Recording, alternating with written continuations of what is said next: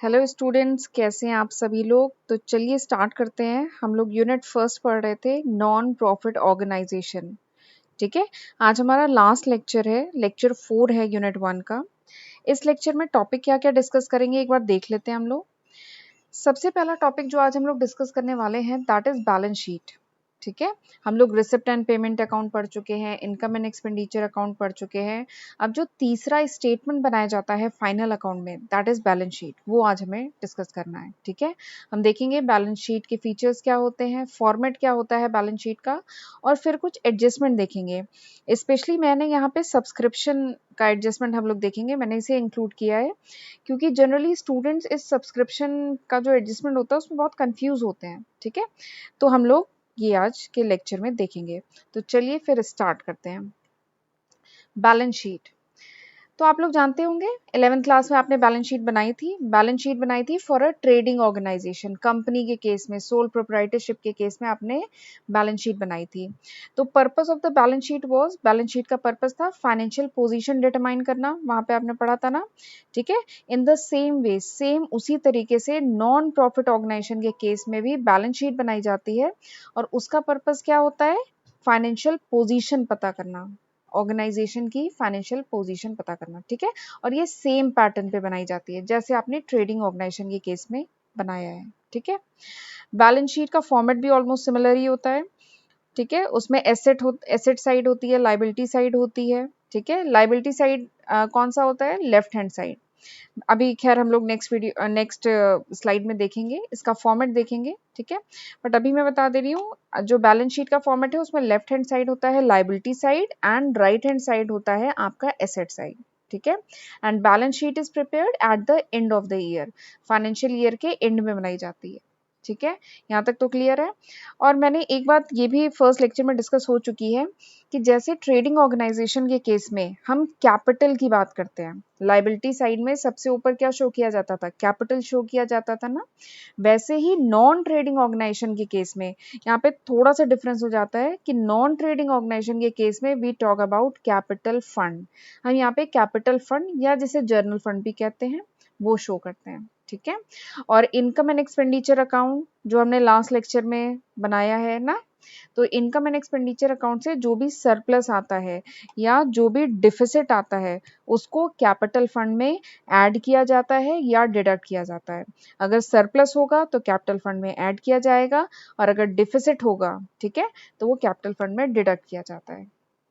ठीक है, एक और इम्पॉर्टेंट बात है, जैसे कुछ आइटम होते हैं जैसे है लेगेसीज, ठीक है, एंट्रेंस फी या लाइफ टाइम मेंबरशिप फी। ठीक है, ये सब जो आइटम्स होते हैं, ये जो सब जो कैपिटलाइज आइटम होते हैं, they are added to the capital fund. इन्हें बैलेंस शीट में लाइबिलिटी साइड में कैपिटल फंड में ऐड किया जाता है। ठीक है, तो ये कुछ खास बातें हैं जो बैलेंस शीट से रिलेटेड है। मैं बैलेंस शीट के फॉर्मेट पर डायरेक्टली आने से पहले आपको कुछ खास बातें हैं बैलेंस शीट से रिलेटेड वो बता रही हूँ। ठीक है, नेक्स्ट है, हमने पढ़ा है बैलेंस शीट में कुछ स्पेसिफिक पर्पस फंड भी होते हैं। जो नॉन ट्रेडिंग ऑर्गेनाइजेशन होते हैं वो कुछ स्पेशल पर्पस फंड भी क्रिएट करते हैं। ठीक है, जैसे एग्जांपल के लिए बिल्डिंग फंड होता है, स्पोर्ट्स फंड होता है। बिल्डिंग फंड का पर्पस क्या होता है, सपोज करिए ऑर्गेनाइजेशन को कोई बिल्डिंग बनानी है, ठीक है, तो ये फंड क्रिएट किया जाता है, बिल्डिंग फंड। तो इस फंड का जो अमाउंट होता है that is specially use for purpose of construction of the building, building के कंस्ट्रक्शन के लिए यूज होगा। ठीक है, तो ये जो स्पेशल पर्पस फंड होते हैं ना, इन्हें बैलेंस शीट में लाइबिलिटी साइड में शो किया जाता है। ये ऑर्गेनाइजेशन की लाइबिलिटी है। ठीक है, फिर एक और इम्पॉर्टेंट पॉइंट है बैलेंस शीट से रिलेटेड कि बैलेंस शीट, वैसे तो अगर सपोज करिए क्वेश्चन में आपको कैपिटल फंड या जर्नल फंड आपको क्वेश्चन में दिया हुआ है तो बहुत अच्छी बात है। ठीक है, बट अगर ये क्वेश्चन में नहीं दिया हुआ है कैपिटल फंड या जर्नल फंड, अगर क्वेश्चन में नहीं दिया हुआ है तो आपको क्वेश्चन में दो बैलेंस शीट बनानी पड़ सकती है। एक आपको बनानी पड़ेगी ओपनिंग बैलेंस शीट और एक नॉर्मली जो आप फाइनेंशियल ईयर के एंड में बैलेंस शीट बनाते हैं वो तो बनानी ही पड़ेगी। ठीक है, तो ये एक अलग बात है, मतलब ये एक खास बात है, इसलिए मैंने अलग से ये मेंशन किया है कि कुछ क्वेश्चन होंगे जहां दो बैलेंस शीट बनानी पड़ेगी to find out the opening balance of the capital और जर्नल फंड। कैपिटल और जर्नल फंड का ओपनिंग बैलेंस फाइंड आउट करने के लिए आपको एक ओपनिंग बैलेंस शीट भी किसी कुछ क्वेश्चन में बनानी पड़ सकती है, ठीक है। तो चलिए अब हम आगे देखते हैं format of the balance sheet. ये जो फॉर्मेट है ऑलमोस्ट सिमिलर है जो फॉर्मेट आपने 11th क्लास में पढ़ा है बैलेंस शीट का फॉर ट्रेडिंग ऑर्गेनाइजेशन, ठीक है। देखिए ऊपर लिखा हुआ है बैलेंस शीट ऑफ जो भी नॉन ट्रेडिंग ऑर्गेनाइजेशन है उसका नाम लिखेंगे एज ऑन पर्टिकुलर डेट, ठीक है। याद रखिए जो पीएल अकाउंट होता है, जो ट्रेडिंग अकाउंट होता है, वो पर्टिकुलर ड्यूरेशन के लिए बनाया जाता है, ठीक है। लेकिन जो बैलेंस शीट होती है it is of particular date, वो किसी पर्टिकुलर डेट की होती है। जैसे यहाँ पे 31 मार्च जो भी फाइनेंशियल ईयर है वो लिखेंगे आप, ठीक है। अब ये जो बैलेंस शीट है इसके लेफ्ट हैंड साइड में क्या है, लायबिलिटी साइड, फिर यहाँ पे अमाउंट है, फिर यहाँ पे एसेट है, फिर यहाँ पे अमाउंट है, ठीक है। फॉर्मेट तो सेम है जैसा आपने 11th क्लास में पढ़ा है। अब इनके आइटम्स को हम देख लेते हैं एक एक करके, ठीक है। मैंने बताया था लायबिलिटी साइड में सबसे ऊपर क्या शो करते हैं, कैपिटल फंड, ठीक है। कैपिटल फंड, फिर उसका जो भी ओपनिंग बैलेंस अगर आपको क्वेश्चन में दिया है तो वो सबसे पहले रिकॉर्ड करते हैं। फिर आपने इनकम एंड एक्सपेंडिचर अकाउंट से सरप्लस या डिफिसिट जो भी निकाला था, अगर सरप्लस था तो उसको ऐड करेंगे, डिफिसिट था तो सब्ट्रैक्ट करेंगे, ठीक है। फिर उसके बाद मैंने बताया था कुछ कैपिटलाइज इनकम जैसे लेगेसीज, एंट्रेंस फी या लाइफ टाइम मेंबरशिप फी, ठीक है। ये अगर है तो ये कैपिटल फंड में डायरेक्टली ऐड की जाती है, ठीक है। तो इनको हम रिकॉर्ड करेंगे। फिर आपका क्लोजिंग बैलेंस आ जाएगा, उसको निकाला आपने, ठीक है। फिर उसके बाद मैंने बताया था लायबिलिटी साइड में क्या आएगा, जो स्पेशल फंड है, ऑर्गेनाइजेशन ने किसी स्पेशल पर्पस के लिए कुछ फंड क्रिएट किए हुए हैं, ठीक है, या फिर कुछ डोनेशन आया जो specially for some particular purpose, तो उन्हें हम लायबिलिटी साइड रिकॉर्ड करते हैं, ठीक है। तो वही है receipt for the item during the period, उस ड्यूरेशन में जो भी रिसिप्ट हो रही हैं या जो भी इनकम अर्न की है फंड पे, वो जो स्पेशल पर्पस फंड है उस पे कुछ अगर इनकम अर्न की है, ठीक है, या फिर कुछ एक्सपेंसेस पे करने पड़े हैं उन फंड पे तो उसे माइनस करेंगे, और अगर इनकम अर्न की है तो उसे हम ऐड करेंगे, और फाइनली हमारा आएगा नेट बैलेंस, ठीक है। फिर उसके बाद हम क्या रिकॉर्ड करेंगे, उसके बाद क्वेश्चन में और जितनी भी लायबिलिटीज आपको क्वेश्चन में दी है, जैसे creditor, creditor for purchase, organisation ने कोई सामान परचेज किया है, ठीक है, अभी उसका पेमेंट नहीं किया है, ठीक है, तो जो क्रेडिटर्स होंगे वो ऑर्गेनाइजेशन की क्या है, लायबिलिटी है, ठीक है। बैंक ओवरड्राफ्ट, अगर ऑर्गेनाइजेशन ने बैंक से ओवरड्राफ्ट किया हुआ है, ओवरड्राफ्ट मतलब पता है ना, कि सपोज करिए जितना फंड था ऑर्गेनाइजेशन का बैंक के पास, ठीक है, उससे ज्यादा अगर फंड ऑर्गेनाइजेशन ने विड्रॉ किया है, दिस इज कॉल्ड ओवरड्राफ्ट, ठीक है। तो अगर बैंक ओवरड्राफ्ट है, ठीक है, तो वो भी ऑर्गेनाइजेशन की लायबिलिटी है। अगर आउटस्टैंडिंग एक्सपेंसेस हैं, आउटस्टैंडिंग एक्सपेंसेस मतलब वो एक्सपेंसेस जो ड्यू तो हो गए हैं but it is not paid, वो एक्सपेंसेस जो ड्यू हो गए हैं लेकिन ऑर्गेनाइजेशन ने पे नहीं किए हैं तो उन्हें कहते हैं आउटस्टैंडिंग एक्सपेंसेस, तो वो भी ऑर्गेनाइजेशन की लायबिलिटी है, ठीक है। फिर उसके बाद इनकम रिसीव्ड इन एडवांस, अगर ऑर्गेनाइजेशन ने कोई एडवांस में इनकम रिसीव की है तो ये भी लायबिलिटी है, ठीक है। तो क्वेश्चन में जितनी भी लायबिलिटीज दी रहेंगी उन सबको हम क्रेडिट साइड, लायबिलिटी साइड उन्हें रिकॉर्ड करेंगे, ठीक है। आ जाइए बैलेंस शीट के एसेट साइड में। एसेट साइड में सबसे पहले क्या आएगा, cash in hand, cash at bank, ये तो पता है ये ऑर्गेनाइजेशन का एसेट है। फिर उसके बाद आउटस्टैंडिंग इनकम, आउटस्टैंडिंग इनकम मतलब वो इनकम जो अर्न तो कर चुके हैं बट नॉट रिसीव, जो इनकम हम अर्न कर चुके हैं लेकिन हमें रिसीव नहीं हुई है तो उन्हें कहेंगे आउटस्टैंडिंग इनकम, ठीक है। तो वो है ऑर्गेनाइजेशन का एसेट। प्रीपेड एक्सपेंस यानी ऑर्गेनाइजेशन ने अगर एडवांस में कहीं पे पेमेंट की अपने खर्चे का, कुछ एडवांस पे पेमेंट कर रखा है तो वो भी ऑर्गेनाइजेशन का एसेट है। फिर उसके बाद कंज्यूमेबल आइटम्स का जो स्टॉक है, ऑर्गेनाइजेशन के पास जो भी कंज्यूमेबल स्टॉक है वो भी ऑर्गेनाइजेशन का एसेट है, ठीक है। तो उसका जो भी प्रीवियस बैलेंस है उसमें ऐड करेंगे purchase in the current period, यानी इस ड्यूरेशन में, इस फाइनेंशियल ईयर में जो भी परचेजिंग की गई है उन्हें ऐड करेंगे। सब्ट्रैक्ट क्या करेंगे, जो भी कंज्यूम किया है, अगर उस वो कंज्यूमेबल आइटम है ना तो उसमें कुछ आइटम अगर कंज्यूम किए हैं तो उन्हें सब्ट्रैक्ट करेंगे, फिर आपका बैलेंस आ जाएगा, नेट बैलेंस, ठीक है। जो भी ऑर्गेनाइजेशन के अदर एसेट हैं उनका जो प्रीवियस बैलेंस है उसको रिकॉर्ड किया जाएगा। फिर अगर ऑर्गेनाइजेशन ने कोई परचेजिंग की है करंट पीरियड में, इसको हम इसमें ऐड करेंगे, और अगर कोई सेलिंग की है अदर एसेट्स की, ठीक है, तो उसको हम सब्ट्रैक्ट करेंगे और फाइनली हमारा क्लोजिंग बैलेंस आ जाएगा। ठीक है, तो इन आइटम्स को इस सीक्वेंस में एसेट साइड में रिकॉर्ड किया जाएगा। ठीक है, तो this is a simple format of balance sheet, बहुत ही आसान है, सिंपल सा फॉर्मेट है। ठीक है, क्वेश्चन में जितने भी आइटम्स दिए जाएंगे आपको आइडेंटिफाई करना होगा कि किन्हें लाइबिलिटी साइड रिकॉर्ड करें, किन्हें एसेट साइड रिकॉर्ड करें। ठीक है, तो याद रखिए जो भी कैपिटल फंड है, जो भी सरप्लस या डिफिसिट है, जो भी स्पेशल पर्पस फंड है, ठीक है, जो भी कैपिटलाइज आइटम जैसे लेगेसीज है, एंट्रेंस फी है, लाइफ टाइम फी है, ठीक है, उन सबको हम लाइबिलिटी साइड रिकॉर्ड करेंगे। ठीक है, और जैसे क्रेडिटर है, बैंक ओवरड्राफ्ट है, आउटस्टैंडिंग एक्सपेंसेस है, ये तो नाम से ही समझ में आ रहा है, ये सब ऑर्गेनाइजेशन की लाइबिलिटी है ना, तो इन सबको लाइबिलिटी साइड करेंगे। और एसेट साइड क्या करेंगे, जो भी आउटस्टैंडिंग इनकम है, प्रीपेड एक्सपेंसेस हैं, ये सब एसेट है, cash in hand, cash at bank, या जो स्टॉक्स है कंज्यूमेबल आइटम का, ठीक है, तो ये सब एसेट है, इन्हें एसेट साइड रिकॉर्ड किया जाएगा। तो बहुत ही सिंपल है इसका फॉर्मेट। ठीक है, तो एक क्वेश्चन करेंगे तो ये और अच्छे से हमें ये कॉन्सेप्ट समझ में आ जाएगा। तो चलिए अब हम आगे बढ़ते हैं, और मैंने आपको बताया था लास्ट लेक्चर में कि आप वीडियो को बीच बीच में पॉज करके ये जो पॉइंट्स हैं, ये जो फॉर्मेट्स हैं, ज़रूर इनको नोट डाउन करिएगा। ठीक है, नोट्स बनाना भी बहुत इंपॉर्टेंट है। तो चलिए अब हम कुछ इंपॉर्टेंट एडजस्टमेंट देख लेते हैं। मैंने बताया था सब्सक्रिप्शन से रिलेटेड एडजस्टमेंट मैं यहाँ पे आपको बताने जा रही हूँ, क्योंकि जनरली स्टूडेंट इसमें बहुत कंफ्यूज होते हैं।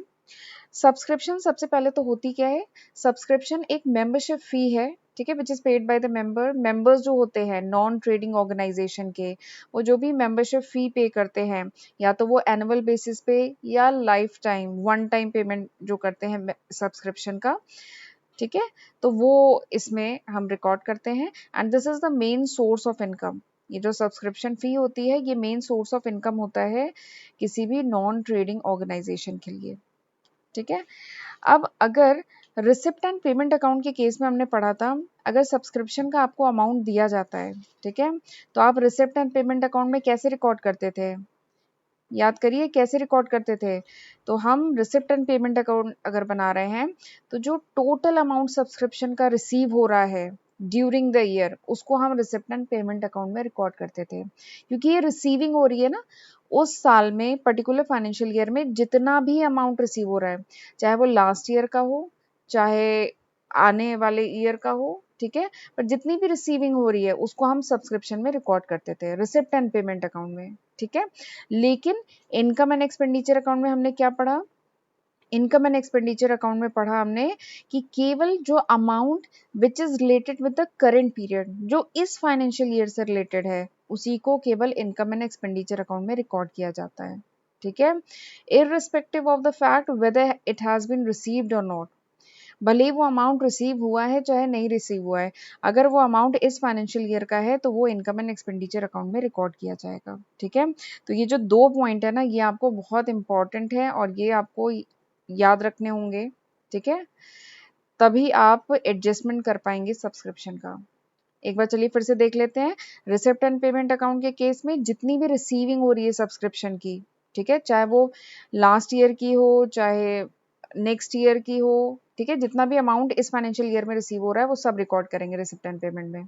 लेकिन इनकम एंड एक्सपेंडिचर में क्या करते हैं, केवल इस फाइनेंशियल ईयर का जो अमाउंट है उसे रिकॉर्ड करते हैं, भले वो अमाउंट रिसीव हुआ है चाहे नहीं हुआ है। ठीक है, तो उसे रिकॉर्ड किया जाएगा। तो चलिए एक एग्जाम्पल के साथ इसमें समझते हैं। एक क्लब है, उसे रिसीव हुआ 20,000 एज सब्सक्रिप्शन, ठीक है, during the financial year 2014-15, of which 3,000 relates to the year 2013-14। ठीक है, एक क्लब है, उसको 20,000 अमाउंट रिसीव हुआ है एज अ सब्सक्रिप्शन, ठीक है, किस फाइनेंशियल ईयर का, 2014-15, जिसमें से 3,000 रुपए क्या है, लास्ट ईयर का है, 2013-14 का है। ठीक है, और जो 2,000 रुपीज है, ठीक है, वो किस ईयर का है, नेक्स्ट ईयर का 2015-16 का है। And the end of the year, और साल के अंत में 2014-15 के साल के अंत में क्या हुआ, 6,000 आर स्टिल रिसीवेबल। ठीक है, आपको क्वेश्चन समझ में आया।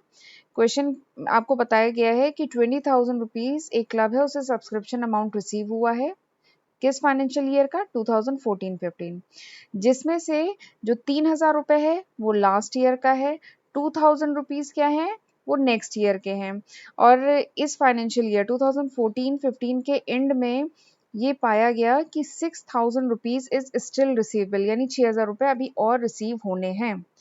तो आपको बताना है कि अगर ये केस है तो इस केस में रिसिप्ट एंड पेमेंट अकाउंट में हम कितना amount receipt from subscription record करेंगे। सवाल समझ में आया? रिसिप्ट एंड पेमेंट अकाउंट में हम सब्सक्रिप्शन का जो अमाउंट फिल करेंगे उसमें कितना अमाउंट फिल करेंगे बताइए। तो बहुत ही आसान है, हमने पढ़ा है कि रिसिप्ट एंड पेमेंट अकाउंट में ये मैटर नहीं करता कि वो अमाउंट लास्ट ईयर का है कि नेक्स्ट ईयर का है, बस अगर वो अमाउंट रिसीव हुआ है किसी फाइनेंशियल ईयर में तो उसे रिकॉर्ड किया जाता है। तो इस केस में the answer would be 20,000। Answer क्या होगा? 20,000, क्योंकि 20,000 रिसीव हो रहा है ना, भले ही 3,000 लास्ट ईयर का है, ठीक है, 2,000 नेक्स्ट ईयर का है, ये मैटर नहीं करता। 20,000 रिसीव हुआ है तो हम इतना रिसिप्ट एंड पेमेंट में रिकॉर्ड करेंगे, ठीक है। अब इसके आगे देखते हैं, अगर यही बात कहा जाए कि इनकम एंड एक्सपेंडिचर अकाउंट में, इनकम एंड एक्सपेंडिचर अकाउंट में क्या रिकॉर्ड करेंगे अमाउंट फॉर द ईयर 2014-15, तो बताइए क्या रिकॉर्ड करेंगे। तो चलिए देखते हैं, इसका आंसर होगा 21,000। आपने निकाला? कैसे आया 21,000? चलिए मैं आपको एक्सप्लेन करती हूँ। आपको क्वेश्चन में दिया गया है कि जो सब्सक्रिप्शन है 2014-15 का वो कितना था? 20,000 था, जिसमें 3,000 क्या था? लास्ट ईयर का अमाउंट था।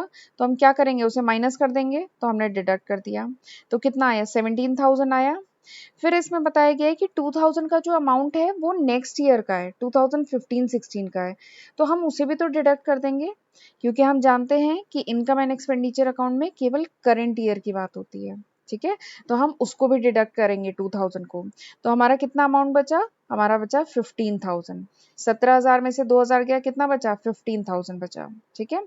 अब इसके बाद क्या करेंगे, फिर लास्ट में बताया गया है कि 2014-15 जो फाइनेंशियल ईयर है उसमें सब्सक्रिप्शन अमाउंट कुछ आउटस्टैंडिंग भी है, मतलब कुछ ऐसा सब्सक्रिप्शन अमाउंट भी है जो रिसीव नहीं हुआ है, जो होना चाहिए था पर रिसीव नहीं हुआ है।